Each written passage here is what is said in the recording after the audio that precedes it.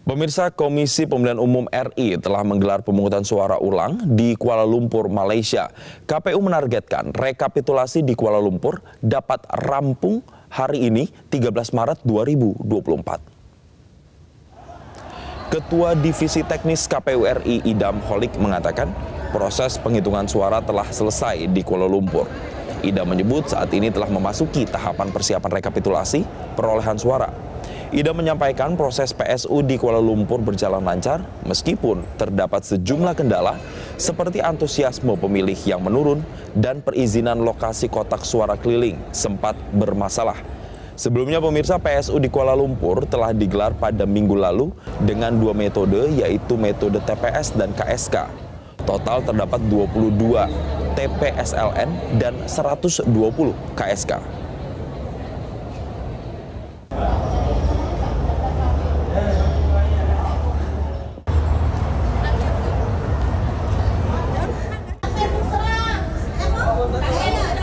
Pemirsa, pemungutan suara ulang atau PSU Pemilu 2024 di Kuala Lumpur, Malaysia diklaim berjalan lancar, namun sejumlah catatan mewarnai PSU Kuala Lumpur tersebut. Kita akan membahasnya bersama dengan Muhammad Santosa, Koordinator Migrant Care. Selamat pagi, Mas Santos. Mas Santos, boleh di-unmute dulu audionya? Ya, selamat pagi. Baik, terima kasih Mas Santos telah bergabung bersama kami. Sudah dilakukan pemungutan suara ulang di Kuala Lumpur, Malaysia. Apa evaluasi atau catatan yang ditemukan oleh Migrant Care terkait dengan pemilihan suara ulang? Ya, kami Migrant Care kemarin melakukan pemantauan di Kuala Lumpur, di mana di situ banyak banget kita menemukan terjadi apa yang namanya kejanggalan ataupun kekeliruan-kekeliruan yang dihadapin di lapangan ya. Kita berpikir bahwasanya PPLN yang dulu melakukan yang menyelenggarakan pemilu di bulan Februari itu dianggap tidak cakap, akhirnya diganti ataupun di take over oleh KPU. Nah, kita berpikir bahwasanya di take over oleh KPU itu lebih baik, ternyata tidak seperti itu, dan kita menemukan beberapa pelanggaran baik itu di TPS ataupun di KSK. Terutama kita siang hari itu melakukan beberapa monitoring di KSK 33, KSK 28, dan KSK lain sebagainya. Seperti itu, Pak. Spesifiknya pelanggaran-pelanggaran yang ditemukan seperti apa? Karena kalau informasi yang masuk bahkan juga ada intimidasi di sana. Nah, kalau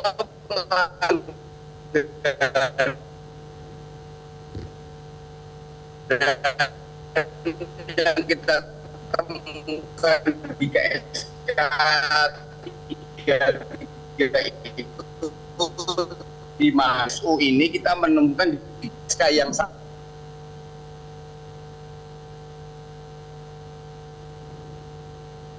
kurang. Nah, DPT itu DPT 44.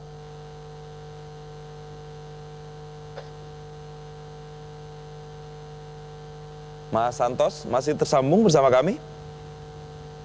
Jadi jam 12 kita baik. 12, nah sampai jam setengah 2 itu belum ada yang nyoblos sama sekali. Salah satu DPT itu berada di daerah Kelantan, di mana posisi KSK 33 itu di wilayah Sungai Merak di Kajang, Malaysia. Nah, ini DPT-nya itu ada orang yang daerah Kelantan. Itu Kelantan Kajang itu ya jauh banget, sekitar 6-7 jam. Seperti itu, Pak. Ini berarti terkait dengan penurunan animo masyarakat untuk memilih saat PSU ya? Begitu ya, Pak Santos? Karena tadi sempat ada kendala komunikasi kita. Ya, ini bukan lagi penurunan animo masyarakat ya. Ini memang kita melihat itu DPT-nya itu sangat turun drastis yang dilakukan oleh KPU sendiri, karena yang nyoblos itu 251, akan tetapi di PSU ini DPT hanya 44. Jadi ini sangat jauh menurun dari segi DPT. Nah, kalau penurunan animo masyarakat itu memang iya. Kenapa kok bisa turun? Karena yang pertama itu sosialisasi itu tidak dilakukan oleh KPU sendiri, bahwasanya di Kuala Lumpur akan ada PSU.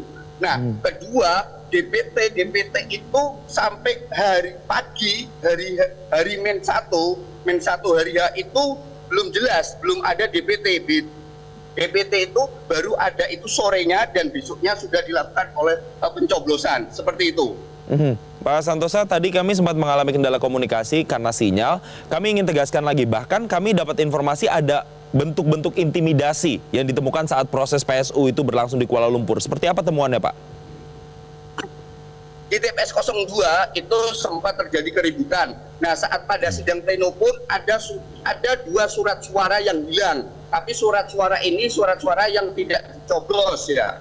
Jadi waktu di sidang pleno pun sempat ya mohon maaf, bukan TPS tapi KSK 102. Jadi itu memang terjadi di pos dana sekitar 11 lebih jam 12 waktu Malaysia. Baik, selain itu Pak, ada juga, ini saya baca ada temuan bahwa Migrancare ini mencatat adanya pemborosan anggaran sekitar 15,6 miliar anggaran. Ini anggaran apa ini maksud Pak?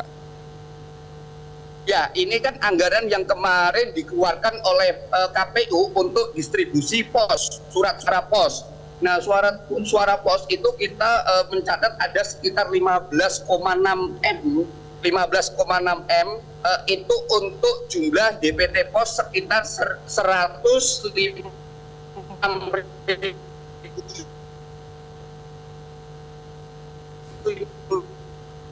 dan lagi-lagi saya yang melakukan investigasi.